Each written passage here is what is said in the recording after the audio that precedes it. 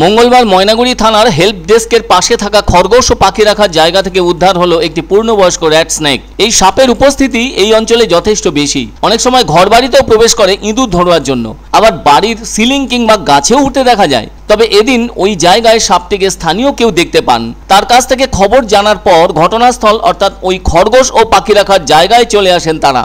এসেই বুঝতে পারেন সকলে কেন ওই খাঁচার সামনে বাবু মশাইয়ের মতো উপস্থিতি হয়েছে সেই সুপরিচিত র্যাট স্নেকের। কি মতলবে ওখানে তার হাজির হওয়া সেটাও সকলেই জেনে গেছে। বিষয়টা আর খুলে বলার কোনো প্রয়োজন নেই।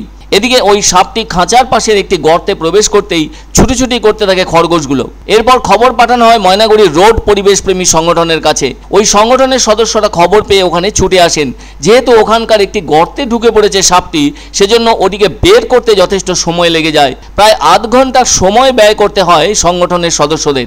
শেষটায় সাপটিকে উদ্ধার করে নিয়ে যান তারা। তবে তার আগে পর্যন্ত মানুষের ভিড় ছিল ওই অঞ্চলটি জুড়ে। পরিবেশ প্রেমী সংগঠনের সদস্যরা জানান সাপটি লম্বায় 6 ফুট মতো হবে। তারা আরও জানান উদ্ধার করা সাপটিকে পরে জঙ্গলে ছেড়ে দেবেন তারা। সাপটির মূল লক্ষ্য ছিল খরগোশের শাবক ও পাখিদের দিকে, কেননা এগুলোই ওই সাপের দারুণ পছন্দের। এই র্যাট স্নেকের দেহের রং হালকা বাদামি কিংবা হলুদ বাদামি অথবা জলপাই বাদামি হয়ে থাকে। আচমকা দেখলে এটিকে অনেক সময় গোখরো বলেও ভুল হতে পারে। এরা সাধারণত লম্বায় 2 মিটার পর্যন্ত হয়ে থাকে, কোনোটি কখনো 3 মিটার লম্বাও হয়। গাছ বেয়ে উঠতে দারুণ দক্ষ র্যাট স্নেকের, আবার সাঁতার কাটতে কাটতে ডুব দিয়েও থাকতে পারে অনেকক্ষণ। এছাড়াও দ্রুত ছুটতে পারে। এই সাপ কমব্যাট ড্যান্সও দেখাতে পারে। প্রতিদ্বন্দ্বী দুটি পুরুষ সাপের মধ্যে কমব্যাট ড্যান্স লক্ষ্য করা যায়। ওই সময়ে তারা পরস্পরের দেহটি অর্ধেক দড়ির মতো করে পেঁচিয়ে সমান্তরালভাবে অথবা কিছুটা ওপরের দিকে থাকে।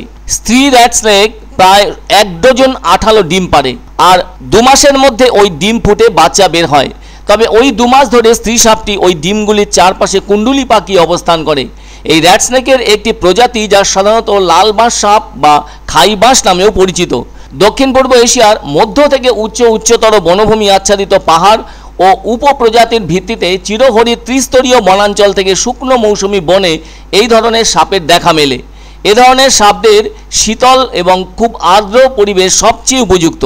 অনেক সময় এদের এমনকি 800 মিটারের বেশি উচ্চতায় চিরহরিৎ আর্দ্র অতিবৃষ্টি অরণ্য বা মৌসুমী ক্রান্তীয় অরণ্যেও দেখতে পাওয়া যায়।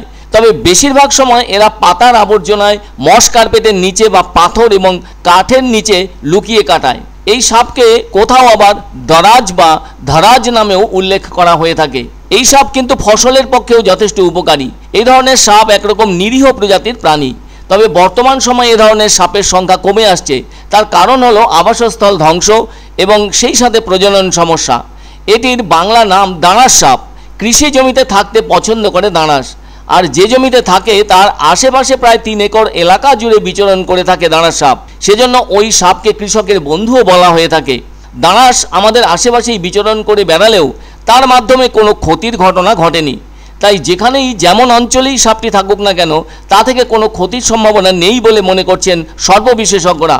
তবে একটা ব্যাপার পরিষ্কার, সাপ হলো এক ধরনের পরিবেশ বান্ধব প্রাণী। তবে আগের থেকে মানুষ সাপ সম্পর্কে অনেক বেশি সচেতন হওয়ায় সাপেদের রক্ষা করা সম্ভবপর হচ্ছে। চাইল্ড কেয়ার বলে একটা বাচ্চাদের বসার জায়গা আছে, তো সেখানে কিছু খরগোশ এবং পাখি, যে সেই পাখিটাকে রাখার যে জায়গাটা, সেই জায়গার মধ্যে একটা দাঁড়াস সাপ ঢুকে যায়।